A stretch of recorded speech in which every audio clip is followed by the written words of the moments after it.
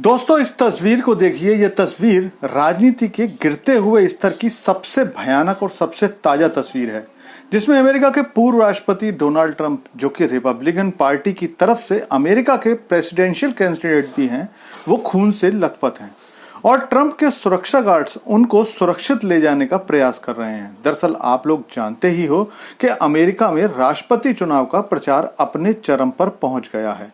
नवंबर में होने वाले चुनावों के लिए अमेरिका की दोनों पार्टियां, डेमोक्रेट्स जिसने अपना राष्ट्रपति उम्मीदवार एक बार फिर से जो बाइडेन को बनाया है, और रिपब्लिकन्स पार्टी जिसने उम्मीदवार डोनाल्ड ट्रंप को बनाया है, वो दोनों ही धुआंधार प्रचार में व्यस्त हैं। इसी व्यस्तता के बीच आज डोनाल्ड ट्रंप पर जानलेवा हमला किया गया है। इस हमले को एक स्नाइपर ने अंजाम दिया था। दरअसल पूर्व राष्ट्रपति ट्रंप फिलहाल डेमोक्रेट्स उम्मीदवार जो बाइडेन से बहुत आगे चल रहे हैं। कई एजेंसीज द्वारा किए गए सर्वे में यह सामने आया है कि डोनाल्ड ट्रंप ने जो बाइडेन पर एक अच्छी खासी बढ़त बना ली है। राष्ट्रपति जो बाइडेन की लोकप्रियता में बहुत तेजी से गिरावट आई है। इसी प्रचार के दौरान कल डोनाल्ड ट्रंप अमेरिकी राज्य पेंसिल्वेनिया में एक सभा को संबोधित कर रहे थे। उसी दौरान एक गोली उनके कान को चीरती हुई निकल गई। इसके बाद ट्रंप डायस के पीछे बैठ गए। लगभग 1 मिनट तक छिपे रहने के बाद ट्रंप के सुरक्षा में लगे जवानों ने उन्हें चारों तरफ से घेरकर सभा से बाहर निकाला। इस हमले के बारे में बताया जा रहा है कि शूटर थॉमस क्रुक को भी तुरंत ही ट्रंप की सुरक्षा में लगे स्नाइपर्स ने मार गिराया है, जिसकी तस्वीरें भी जारी कर दी गई हैं, जिनमें पूर्व राष्ट्रपति ट्रंप के कान से खून बहता हुआ देखा जा सकता है। इस सारी घटना से पता चलता है कि इन अमेरिकी चुनावों में राजनीति किस स्तर पर पहुंच गई है।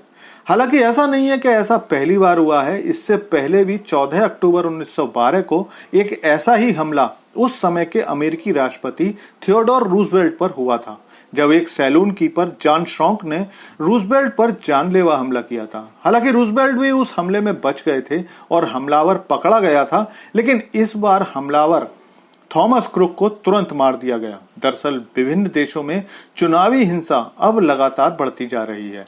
जापान में भी पिछले दिनों हुए चुनावों में पूर्व राष्ट्रपति शिंजो अबे की गोली मारकर हत्या कर दी गई थी।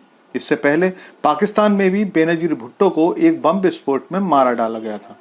लेकिन दुनिया की सबसे पुरानी डेमोक्रेसी कहे जाने वाले अमेरिका में यह घटना बताती है कि राजनीति में खून खराबा अब बढ़ता जा रहा है। अब हालांकि डोनाल्ड ट्रंप पर हुए हमले के पीछे किसका हाथ है ये तो पता नहीं चल पाया है, लेकिन इसे एक राजनीतिक हमला ही माना जा रहा है, क्योंकि डोनाल्ड ट्रंप को अमेरिका में राइट विंग नेशनलिस्ट माना जाता है, जो अमेरिका में हो रहे इलीगल इमिग्रेशन के कट्टर विरोधी हैं। और उन्होंने साफ साफ कहा है कि राष्ट्रपति बनते ही सबसे पहले वो शरणार्थियों को वापस भेजने का कार्यक्रम शुरू करेंगे, जिसका डेमोक्रेट्स विरोध करते हैं। लाखों अफ्रीकन और लैटिन अमेरिकी शरणार्थियों के कारण अमेरिकी समाज में लॉ एंड ऑर्डर की परेशानी पैदा हो गई है, जिसके कारण सड़कों पर इन शरणार्थियों और अमेरिकी नागरिकों के बीच झड़पें अब रोज की बात हो गई हैं।